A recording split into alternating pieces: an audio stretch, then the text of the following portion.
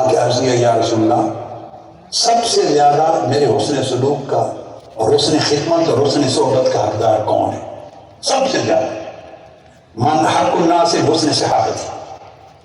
آقا علیہ السلام نے فرمایا قال امک قال ثم من قال ثم امک قال ثم من قال ثم امک قال ثم من قال ثم ابوک. 3 بار تک پوچھا کہ سب سے زیادہ حق مجھ پر کس کا ہے؟ حسن خدمت اور حسن صحبت کا. فرمایا تیری ماں.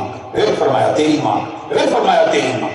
پھر 4تھی بار پوچھا اس کے بعد فرمایا تمہارے باپ کا، والد کا.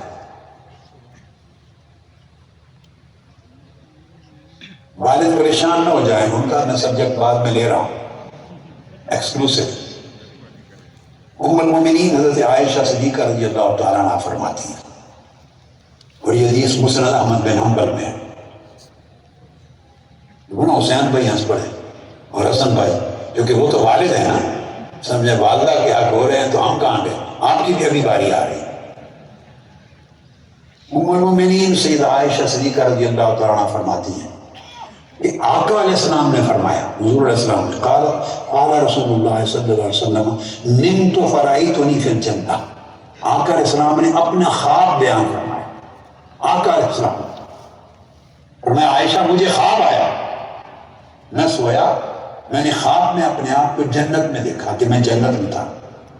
فسمعت صوت قارئ یقرأ، تو میں نے جنت میں ایک قاری کو خوبصورتی سے قرآن پڑھتے ہوئے سنا. قرآن پڑھ رہا تھا، تلاوت کر رہا تھا. میں نے ملائکہ سے پوچھا، فرشتوں سے، قلت من ھذا، یہ خوش نصیب کون ہے جنت میں قرآن کی تلاوت کر رہا ہے؟ وقالوا ھذا حارثہ بن النعمان، ملائکہ نے کہا یہ حارثہ بن نعمان ہے. حضور علیہ السلام کے ایک صحابی تھے حارثہ بن نعمان. جب یہ فرمایا تو آقا علیہ السلام فرماتے ہیں، جواب دیا آقا علیہ السلام نے کذالک البر وکان ابر الناس بامہ. فرمایا ہاں نیکی کا بدلہ ایسے ہی ہوتا ہے، نیکی کا بدلہ ایسے ہی ہوتا ہے. یہ اپنی ماں کے ساتھ بہت نیکی کرنے والا تھا حارثہ، اس کو یہی بدلہ ملنا چاہیے تھا جو اللہ نے عطا کیا.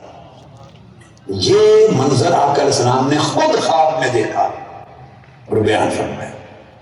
یہ مسند احمد بن حنبل کی حدیث ہے، اور امام نسائی نے سنن کبریٰ میں اور امام حاکم نے بھی بیان کی.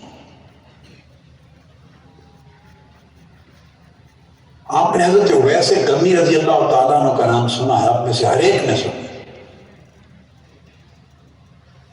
ان کا نام آپ جانتے ہیں ان کی ولایت و معرفت کے حوالے سے اور ان کے عشق رسول کے حوالے سے. اس اینگل سے اگر ان کی شخصیت کا ایک ہی اینگل جو آقا علیہ السلام نے بیان فرمایا، یاد رکھ لیں یہ واحد تابعی ہیں، واحد جن کا نام لے کر آقا علیہ السلام نے بیان کیا ہے، تابعی کا نام لے کر. حضرت اویس قرنی رضی اللہ تعالیٰ عنہ، اور یہ صحیح مسلم کی حدیث ہے، حدیث صحیح. اور آقا علیہ السلام نے آپ کی ایک فضیلت بیان کی ہے خود اپنی زبان مبارک. وہ کیا؟ سیدنا فاروق اعظم رضی اللہ تعالیٰ عنہ کو بتایا. طویل حدیث ہے، میں صرف ریلیونٹ حصہ بیان کرنا ہوں. بتایا کہ عمر جب تمہاری ملاقات ہو اویس سے جو کرم کا رہنے والا ہے، اس کی پہچان یہ ہے اور اس کی فضیلت یہ ہے کہ اپنی والدہ کے ساتھ بڑی نیکی اور احسان کرنے والا. یہ اویس کی خصوصیت ہے، اویس قرنی کی. لہو والدۃ وہو بہا بر لو اقسم علی اللہ لا برہ. بر کا لفظ 2 بار آیا ہے، ہوا بہا بر اور پھر لا برہ. اویس قرنی وہ شخص ہے جو بڑی نیکی کرنے والا، بڑا احسان کرنے والا، بڑی خدمت گزاری کرنے والا اپنی والدہ کی. یہ فضیلت بیان کی. اور اس کا اجر اللہ نے کیا دیا کہ اگر وہ اللہ کا نام لے کر کسی عمل کے ہونے کی قسم کھا دے لا برہ، تو اللہ اس کی قسم کو پورا کر کے رہے.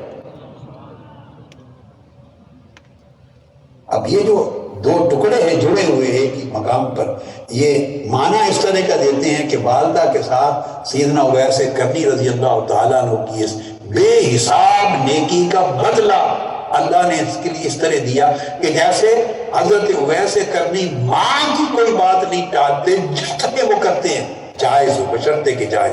میں نے کل کہہ دیا تھا ناجائز کرنے کی اجازت نہیں. جو بات اپنے حق میں جو اللہ نے واجبات میں رکھی ہے مانگتی ہے وہ دیتا ہے. تو میں نے اس کا صلہ یہ دیا ہے کہ اویس مجھ سے جو مانگتا ہے میں دیتا ہوں، اور میرا نام لے کے جو قسم کھا دے میں پوری کر دیتا ہوں. وہی ترتیب بنا دے.